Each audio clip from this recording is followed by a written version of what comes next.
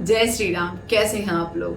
आपका बहुत बहुत स्वागत है मेरे चैनल स्वीटी शीन ऑफिशियल में, जिसमें चर्चा होती है सनातनी मूल्यों की, राम कथा की, हनुमान जी महाराज की, और बहुत जल्द हमारे चर्चा में शामिल होंगे हमारे पूज्य गुरुदेव श्री नीम करौली बाबा। क्योंकि आज है श्रावण का चौथा और अंतिम सोमवार, और इसीलिए सबसे पहले हम अपनी चर्चा की शुरुआत करें उसके पहले देवादिदेव महादेव के का स्मरण करते हुए हम उनके नाम का जयकारा लगाते हैं। तो सभी लोग लगाइए, ओम नमः पार्वती पतये हर हर महादेव। जय शिव शंभू।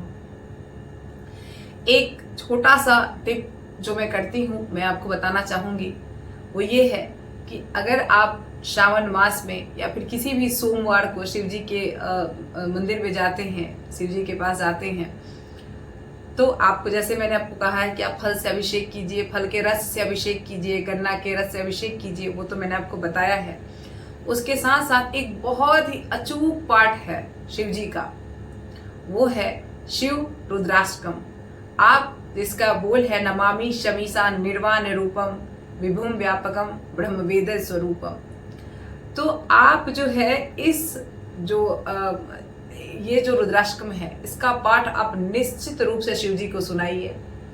और उसके बाद कहा तो ये भी गया है कि अगर आप 7 दिनों तक लगातार सुबह शाम एक दीपक जलाकर 1 लोटा जल भगवान शंकर को अर्पित करके, और अगर आप रुद्राष्टकम का पाठ सुनाते हैं शंकर भगवान को, और अपनी जो भी आपकी मनोकामना होती है वो शंकर भगवान को कहते हैं, तो निश्चित रूप से, चूंकि महादेव तो कुछ भी दे सकते हैं आपको, 1 लोटा जल से प्रसन्न होने वाले हैं। तो अगर आप ये पाठ उनको लगातार सुनाते हैं 7 दिनों तक सुबह शाम, तो निश्चित ही आपकी मनोकामना जो है वो पूरी होती है। चाहे वो जो भी मनोकामना हो, लौकिक जगत में पूरी होने वाली मनोकामना होनी चाहिए आपकी, वो निश्चित ही पूरी होती है। तो जब भी आप मंदिर जाइए, बिना किसी इच्छा के भी जाइए, तो आप रुद्राष्टकम का पाठ जो है वो शंकर भगवान को सुना के आइए, 1 लोटा जल चढ़ा के आइए, और देखिए महादेव की क्या कृपा प्राप्त होती है आपको। और आज हमारी कथा जो है, हमारी सीरीज चल रही है दोस्तों हमारे चैनल पे, चर्चा सनातन की, जिसमें हम चर्चा कर रहे हैं अभी श्री सुंदरकांड जी का, जो कि आपको श्री रामायण जी, जो कि तुलसीदास कृत है, उनमें से उद्धृत है, और रामायण जी का अत्यंत ही सुंदर जो है वो कांड है, जिसके कारण इसका नाम पड़ा है सुंदरकांड। इसके पहले कि हम कथा की शुरुआत करें, हमारा परंपरा है कि हम सबसे पहले अपने सनातनी परंपरा के पूज्य श्री गणेश जी का स्मरण करते हैं, और तत्पश्चात श्री हरि के नाम का चिंतन करते हैं, और उसके बाद हम अपनी कथा का शुरुआत करते हैं। तो शुरू करते हैं। ओम श्री गणेशाय नमः। श्री जानकी वल्लभो विजयते पंचम सोपान श्री सुंदरकांड प्रारंभ। जय श्री सीताराम। जय बाबा हनुमान। नमः पार्वती पतये हर हर महादेव। तो अब चलते हैं दोस्तों, हमारी कथा वहां तक पहुंच गई थी कि जब रावण के द्वारा जो विभीषण जी को लात मारा जाता है, तो विभीषण जी जो है क्षुब्ध हो जाते हैं, और वहां से जो है रावण को अंतिम चेतावनी देकर श्री राम जी के पास चलते हैं। मन में विचार करते हुए चल रहे हैं विभीषण जी कि राम जी के पास मैं जाऊंगा, उन्हीं राम जी के पास जाऊंगा जिनके लाल जो है कोमल जैसे जो चरण है, इसके अलावा जिनके चरण कमलों को भरत जी ने माथे से लगाकर अयोध्या पर राज कर रहे हैं। तो मैं आज उन्हीं राम जी से मेरी जो है मुलाकात होगी, मेरी भेंट होगी। चूंकि विभीषण जी श्री हरि के दास हैं, प्रभु के सेवक हैं, और इतने दिन से उन्होंने लंका में रह के प्रभु की भक्ति की है। आज जब उनको दर्शन का अवसर आ रहा है, दर्शन का अवसर मिल रहा है, तो विभीषण जी अति उत्साह से भरे हुए हैं, आगे चले जा रहे हैं, और हमारी कथा आगे बढ़ती है। लेकिन उसके पहले हम श्री राम जी के नाम का चिंतन करते हैं, जो हम लोग हमेशा करते हैं अपने वीडियो में, और आज भी करेंगे। शुरू करते हैं। श्री राम जय राम, श्री राम जय जय राम। मंगल भवना मंगल हारी द्रवहु सुदशरथ अजर बिहार। सीताराम सीताराम सीताराम सीताराम। मंगल भवना मंगल हारी द्रवहु सुदशरथ अजर बिहारी। जय श्री सीताराम। दोस्तों, अब हमारी कथा आगे बढ़ती है। हमारी अगली चौपाई आती है, और वो चौपाई क्या है? एहि विधि करत सप्रेम विचारा, आयहु सपति सिंधु एहि पारा। कपि विभीषण आवत देखा, जाना गौर रिपुदूत विशेषा। अर्थात जिस प्रकार प्रेम सहित अपने हृदय में विचार करते हुए कि हम वो किस प्रकार राम जी से भेंट करेंगे, विभीषण जी चले आ रहे हैं, और जैसे वो शीघ्र ही समुद्र को पार करके जिधर श्री राम जी की सेना थी उधर विभीषण जी आप पहुंचते हैं। तो जब वानरों की जो सेना होती है वो विभीषण जी को आते हुए देखती है तो जानती है कि कोई शत्रु आ रहा है, क्योंकि अब उस पार से तो रावण ही है ना और इस पार से श्री राम जी की सेना है। तो उस पार से जब कोई आएगा तो वानर सेना को तो निश्चय ही यही लगेगा कि कोई शत्रु के पक्ष से आ रहा है, तो शत्रु ही होगा या फिर शत्रु का दूत होगा। अब इसी को सोच के कथा आगे बढ़ती है। अगली चौपाई आती है। ताही राखी कपीस पहियाए, समाचार सब ताही सुनाए, कह सुग्रीव सुनहु रघुराई, आवा मिलन दसानन भाई। अर्थात अब उन्हें जो है ठहरा कर विभीषण जी को रोक कर जो सुग्रीव जी हैं वो श्रीहरि के पास आते हैं, श्री राम जी के पास आते हैं और सारा खबर जो है, जो सारा समाचार होता है वो श्रीहरि को कह के सुनाते हैं। सुग्रीव जी कहते हैं कि हे रघुनाथ सुनिए, रावण का भाई जो है वो आपसे मिलने आया है। इसी प्रकार श्री राम जी और सुग्रीव जी की वार्तालाप चलती है। हमारी कथा आगे बढ़ती है। अगली चौपाई आती है। कह प्रभु सखा बूझिए कहा, कहे कपीस सुनहु नर नाहा, जानी न जाए निशाचर माया, काम रूप के ही कारण आया। कहते हैं तब प्रभु श्री राम जी ने कहा, हे मित्र तुम क्या समझते हो, तुम्हारी राय क्या है। वानर राज सुग्रीव कहते हैं तब कि हे महाराज सुनिए, राक्षस बहुत मायावी हैं, उनके माया नहीं जानी जाती, इसीलिए यह इच्छा रूप जो रूप बदलने वाले छली होते हैं, इसीलिए यह समझना कठिन है कि ये किस कारणवश आया है। तो सुग्रीव जी को जो है वो चूंकि राक्षस जो प्रवृत्ति है वो बहुत मायावी है, बहुत छली प्रवृत्ति के लोग होते हैं, इसीलिए सुग्रीव जी के मन में जो है संदेह का भाव है, वो संदेह की दृष्टि से विभीषण जी को देखते हैं। कथा आगे बढ़ती है। अगली चौपाई आती है। भेद हमार लेन सठ आवा, राखिए बांधी मोहि असभावा, सखा नीत तुम नीक विचारी, मम पद शरणागत भयहारी। अर्थात कहते हैं सुग्रीव जी कि ऐसा जान पड़ता है कि यह मूर्ख जो है, विभीषण जी को पॉइंट आउट कर रहे हैं यहाँ पे कि यह मूर्ख जो है वो हमारा भेद लेने आया है, इसीलिए मुझे तो यही अच्छा लगता है कि इसे बांध कर रखा जाए। ये किसका विचार है? सुग्रीव जी का विचार है। तब कृपा के निधान सुख के धाम श्रीहरि श्री राम जी कहते हैं, हे मित्र तुमने नीति तो अच्छी विचारी है, यानी कि जो युद्ध नीति कहती है वो यही कहती है कि जो अगर शत्रु पक्ष से आ रहा है तो उसको अपना मित्र नहीं मानो।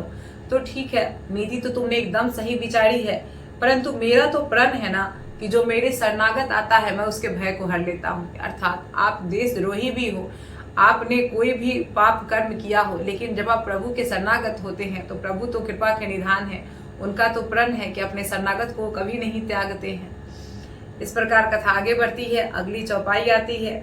सूर्य प्रभु वचन हरस हनुमाना, शरणागत वत्सल भगवाना। अर्थात मन जो है प्रभु के वचन सुनकर श्री हनुमान जी वहीं पे रहते हैं, वो बहुत हर्षित हो जाते हैं और मन ही मन कहने लगते हैं कि भगवान कैसे शरणागत वत्सल हैं। अर्थात जो शरणागत है, जो शरण में आ रहा है, उस पर पिता के समान जो है वो वात्सल यानी प्रेम करने वाले हैं। कथा आगे बढ़ती है। अगला दोहा आता है। शरणागत कहु जे तजहि, निज अनहित अनुमानी, ते नर पावर पाप में तिन्हि बिलोकत हानि। अर्थात मंगल भवना मंगलहारी, त्रिभुव सुदशरथ अजर बिहारी। श्री राम जय राम, श्री राम जय जय राम। अर्थात श्री राम जी कहते हैं कि जो मनुष्य अपने हित और अनहित का पहले विचार करके अपने शरणागत में जो भी उसके शरण में आता है उसका त्याग कर देता है, वह पामर यानी कि वह क्षुद्र है, वह पापमय है। उसको देखने से जो है व्यक्ति को पाप का भागीदार बनना पड़ता है। अर्थात जो है वो कहते हैं श्री राम जी, यहाँ पे एक बहुत बड़ा मैसेज छुपा हुआ है हमारे लिए कि जब भी कोई हमारे शरण में आता है तो हमें जो है उसको शरणागति देने से पहले हित अनहित का जो है विचार नहीं करना चाहिए। ऐसा श्रीहरि कर रहे हैं, ऐसा प्रभु श्री राम कह रहे हैं। कथा आगे बढ़ती है। अगली चौपाई आती है। कोटि विप्र बध लागहि जाहु, आए शरण तजहि नहीं ताहु, सन्मुख होई जीव वहीं जबहि, जन्म कोटि अगना सही तबहि। कहते हैं श्रीहरि कि जिसे करोड़ों ब्राह्मण हत्या की पाप लगी हो, उसके भी शरण में आने पर तो मैं उसे भी नहीं त्यागता। कहते हैं भगवान की जिसे ब्राह्मण हत्या सबसे बड़ा पाप माना जाता है हमारे यहाँ, गो हत्या, ब्राह्मण हत्या। तो कहते हैं श्रीहरि कि जिस पर करोड़ों हजारों ब्राह्मण की हत्या का पाप लगा हो, अगर वो भी मेरे शरण में आ जाता है तो मैं तो उसको भी नहीं त्यागता। तो जीव जो ही मेरे सन्मुख, कहते हैं श्री हरि की जो भी जीव मेरे सन्मुख मेरे सामने आ जाता है त्यों ही उसके करोड़ जन्मों के पाप जो है नष्ट हो जाते हैं। तो भगवान के सन्मुख जाने से ही आपके करोड़ों जन्मों के पाप नष्ट हो जाते हैं, ऐसा भगवान स्वयं अपने मुख से कह रहे हैं। कथा आगे बढ़ती है, अगली चौपाई आती है। पापवंत कह सहज स्वभाव, भजनु मूर्ति ही भाव न काऊ, जो पे दृष्ट हृदय सोई होई, मोड़े सन्मुख आओ की कोई सोई। अर्थात कहते हैं श्री हरि कि पापी का तो यह सहज स्वभाव होता है कि उसे कभी भी मेरा भजन नहीं सुहाता। यदि वह रावण का भाई निश्चय ही दुष्ट हृदय का होता तो क्या वह मेरे सन्मुख आ पाता। श्री हरि यहाँ पे बहुत ही अच्छा मैसेज छुपा हुआ है कि कहते हैं कि जो व्यक्ति भक्ति करता है, जो व्यक्ति प्रभु के नाम लेता है, तो जब आप अगाहे बगाहे आजकल आप समाज में देखते हैं कि उसको कहीं न कहीं उपहास का पात्र बनाया जाता है। तो जब भी उसको उपहास का पात्र बनाया जाए उसके पहले ये निश्चय ही सोचना चाहिए कि जो व्यक्ति भगवान का नाम ले रहा है, भगवान के नाम का चिंतन कर रहा है, उस पर निश्चय ही प्रभु की कृपा है। क्योंकि जो प्रभु के नाम का चिंतन कर रहा है वो प्रभु की कृपा के बिना नहीं कर रहा है। क्योंकि यहाँ पे स्वयं श्री राम जी कह रहे हैं कि जो भी सहज पापी स्वभाव का होता है, जिसका स्वभाव जो है वो नकारात्मकता पूर्ण होता है, जिसका स्वभाव जो है वो दुष्टतापूर्ण होता है, उसे तो मेरा भजन ही नहीं सुहाता, तो मेरे सन्मुख कैसे आ पाएगा। यानी वो तो भक्ति भाव ही नहीं जगता उसके मन में, उसके मन में भगवान का भजन अच्छा ही नहीं लगता, भगवान का नाम उसको सुहाता ही नहीं है, तो फिर वो भगवान के सन्मुख भी कैसे आएगा। तो इसीलिए जो भी लोग भक्ति के मार्ग को अपनाते हैं, जो भी लोग भगवान के नाम का स्मरण करते हैं, निश्चय ही आप उनका आदर करिए, क्योंकि उन पर जो है भगवान श्री हरि की कृपा दृष्टि है, तभी वो उनका नाम ले पा रहे हैं। नहीं तो बहुत सारे लोगों को तो भगवान का नाम लेना भी सुहाता नहीं है। तो इसी तरीके से कहते हैं कि यदि विभीषण जी जो है अगर दुष्ट हृदय रहते तो अब मेरे सन्मुख आने का मतलब जो है वो सोच ही नहीं सकते थे। श्री हरि स्वयं कह रहे हैं। कथा आगे बढ़ती है, अगली चौपाई आती है। निर्मल मन जन सो मोहि पावा, मोहि कपट छल छिद्र न भावा, भेद लेन पठवा दसीसा, तबहु न कछु भय हानि कपीसा। कहते हैं श्री हरि कि जो मनुष्य निर्मल मन का होता है, जिसकी मनोवृत्ति जो है निर्मल होती है, वही मुझे पाता है, यानी वही जो है मुझे प्राप्त कर पाता है, उसी पर मेरी कृपा हो पाती है। मुझे कपट और छल छिद्र जो है नहीं सुहाते। यदि रावण ने विभीषण जी को मेरा भेद लेने भी भेजा है, तब भी हे सुग्रीव अपने को कुछ भी भय या फिर हानि नहीं है। श्री हरि कहते हैं कि अगर उसने भेद लेने भी भेजा है तो मुझे इसमें कोई हानि नहीं है। कथा आगे बढ़ती है, अगली चौपाई आती है। जग महु सखा निशाचर जेते, लक्ष्मण हरई निमस महु तेते, जो सभीत आवा सरनाई, राखी ताही प्राण की नाई। अर्थात श्री हरि कहते हैं कि मेरा हानि क्यों नहीं है, क्योंकि हे सखे जगत में जितने भी राक्षस हैं, लक्ष्मण क्षण भर में उन सबको मार सकते हैं, और यदि वह भयभीत होकर मेरे शरण में आया है तो मैं उसे प्राणों की तरह रखूंगा। कहते हैं श्री हरि कि लक्ष्मण जी में इतना बल है कि वो जो सारे जगत में जितने भी राक्षस हैं उन सबको क्षण भर में समाप्त कर दे। तो विभीषण जी राक्षस कुल से होते हुए भी अगर मेरे शरण में आए हैं तो मैं निश्चय ही उनके प्राणों की जो है वो रक्षा करूंगा। इसी प्रकार हमारी कथा जो है आगे बढ़ती है। अगला हमारा दोहा आता है। उभय भांति तेहि आनहु, हंसी का कृपा निकेत, जय कृपाल कही कपि चले, अंगद धनु समेत, मंगल भवना मंगलहारी, द्रवहु सुदशरथ अजर बिहारी। अर्थात कहते हैं कृपा के धाम श्री राम जी हंसकर कहते हैं सुग्रीव जी से कि दोनों ही स्थिति में उसे मेरे पास ले आओ, यानी विभीषण जी को, या तो वो छल के साथ आए हैं तब भी, या फिर वो छल रहित होके आए हैं तब भी। तब अंगद और हनुमान जी सहित सुग्रीव जी कृपालु श्री राम जी की जय कहते हुए आगे बढ़ते हैं और विभीषण जी के पास पहुंचते हैं और उनको जो है वो प्रभु श्री हरि के चरणों में ले चलते हैं। कथा आगे बढ़ती है, अगली चौपाई आती है।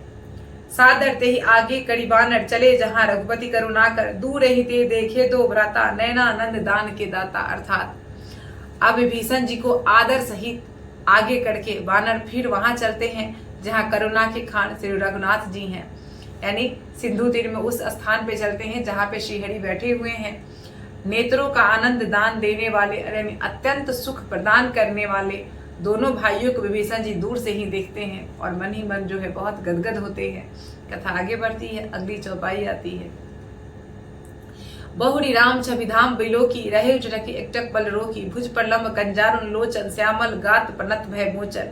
अर्थात जब विभीषण जी दूर से श्रीहरि को देखते हैं, मन में गदगद होते हैं, फिर शोभा के धाम श्री राम जी को देखकर वे पलक मतलब पलक माना यानी कि पलक जो झपकाना भूल जाते हैं और एक टक, अब देखिए, जिसके सामने स्वयं चराचर जगत के स्वामी स्वयं कृपा निधान परम पिता परमेश्वर श्री हरि स्वयं जिसके सम्मुख उपस्थित हो, वो व्यक्ति कैसे अपना जो है पलक जो है झपका सकता है। भगवान की अनुभूति मात्र से जो है हमारे जो है आंख बंद होना, हमारे जो सांसें चलना बंद हो जाती हैं, हम स्तब्ध हो जाते हैं।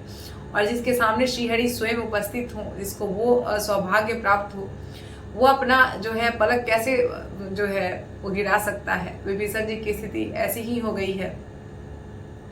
विभीषण जी देखते हैं कि भगवान की विशाल भुजाएं हैं, लाल कमल के समान जो है उनके नेत्र हैं, कमल नयन है, राजीव नयन है श्रीहरि, और शरणागत भय का नाश करने वाला सांवला शरीर है। यानी भगवान का शरीर कैसा है, सांवले वर्ण के है, श्याम वर्ण के है श्री राम जी। लाल जो है उनके नेत्र हैं जो कि कमल के समान है, और विशाल भुजाएं हैं उनकी, ऐसा वर्णन करते हैं विभीषण जी। कथा आगे बढ़ती है, अगली चौपाई आती है। सिंध कंध आयत उड़सोहा आनंद अमित मदन मन मोहा नयन नीर पुलकित अतिगाता मन धरि धीर कही मृत्यु बाता। अर्थात सिंह के से कंधे मतलब सिंह के समान, शेर के समान जो है मजबूत उनके कंधे हैं, विशाल वक्ष स्थल मतलब चौड़ी छाती है, बहुत ही चौड़ी जो है श्रीहरि की छाती है, जो अत्यंत शोभा दे रही है। असंख्य कामदेवों के मन को मोहित करने वाला मुख्य मतलब श्रीहरि का मुख इतना सुंदर है, इतना सुंदर है कि कह रहे हैं विभीषण जी की असंख्य कामदेव, एक कामदेव नहीं असंख्य कामदेव भी अगर आ जाए तो वो भी मोहित हो जाए। इतना सुंदर शरीर जो मुख जो है वो श्रीहरि का है, श्री राम जी का है। भगवान के स्वरूप को देखकर विभीषण जी के नेत्रों में जो है वो प्रेम के आंसू आ जाते हैं, उनके आंख में से जो है आंसू गिरने लगते हैं, जल भर आते हैं, और शरीर जो इतना पुलकित इतना गदगद हो जाता है कि उनको अपना शुद्ध बुद्ध जाते रहता है, बेसुधी की स्थिति में पहुंच जाते हैं। बहुत देर तक इस स्थिति में विभीषण जी रहते हैं, फिर मन में धीरज धरकर और वो कोमल वचन जो है श्रीहरि से कहते हैं। क्या कहते हैं? कथा आगे बढ़ती है, अगली चौपाई आती है। नाथ दसारन कर मैं भ्राता निस्तर वंश जन्म सुरताता सहज पाप प्रिय मैं तामस देहा तथा उलूक हितम पर नेहा। अर्थात कहते हैं कि हे नाथ, मैं 10 मुख रावण का भाई हूँ, हे देवताओं के रक्षक, मेरा जन्म राक्षस कुल में हुआ है, मेरा शरीर तामसी है और स्वभाव से ही मुझे पाप प्रिय है। चूंकि राक्षस जो होते हैं वो सारे पाप वृत्ति को ही अपनाते हैं, तो कहते हैं कि स्वभाव से ही मुझे जो है वो पाप प्रिय है। जैसे उल्लुकों को अंधकार पर सहज सने होता है, कहते विभीषण जी की मेरा जो है पाप वृत्ति से ऐसा ही लगाव है जैसा उल्लू को जो है अंधकार में रात्रि से होता है। कथा आगे बढ़ती है, अगला दोहा आता है और जो हमारे कथा का आज विश्राम स्थल है। श्रवण सुजस सुनि आयहु प्रभु भंजन भव भीर त्राही त्राही आरती हरन सरन सुखद रघुवीर मंगल भवना मंगल हारी द्रबहु सुदशरथ अजर बिहारी। श्री राम जय राम श्री राम जय जय राम। अर्थात कहते हैं विभीषण जी कि मैंने अपने कानों से आपका यश सुना है, और हे नाथ, मैं अपने कानों से यश सुनकर ही आपके पास आया हूँ कि प्रभु जन्म मरण के भय का नाश करने वाले हैं आप। तो हे दुखियों के दुख दूर करने वाले, हे शरणागत को सुख देने वाले श्री रघुवीर, मेरी रक्षा कीजिए, मेरी रक्षा कीजिए।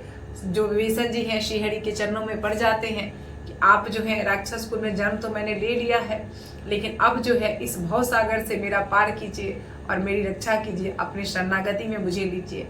इसी के स्थान पे जो है हम अपने कथा को विश्राम देते हैं, और अगली कथा हमारी कल होगी, क्योंकि कल मंगलवार है।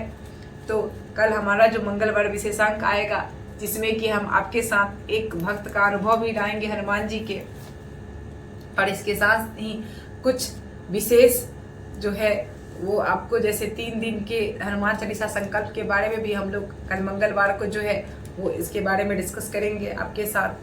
3 दिन हनुमान चालीसा संकल्प के बारे में भी हम मंगलवार के विशेषांक में आपसे चर्चा करेंगे। आप कैसे 3 दिन के हनुमान चालीसा का जो संकल्प आप ले सकते हैं। इसके अलावा बाबा नीम करौली से जुड़ा हुआ मेरा अनुभव भी जो है वो आपसे मंगलवार के एपिसोड में आएगा, जो कि शायद बुधवार को आपको मिले। तब तक के लिए मैं कथा को यही विश्राम देती हूँ। प्रभु श्री हरि के चरणों में, हनुमान जी महाराज के चरणों में और बाबा गुरु जी के चरणों में प्रणाम करते हुए मैं अब विदा चाहती हूँ, मुझे विदा दीजिए। जय श्री सीताराम, जय बाबा हनुमान जी, जय बिहार।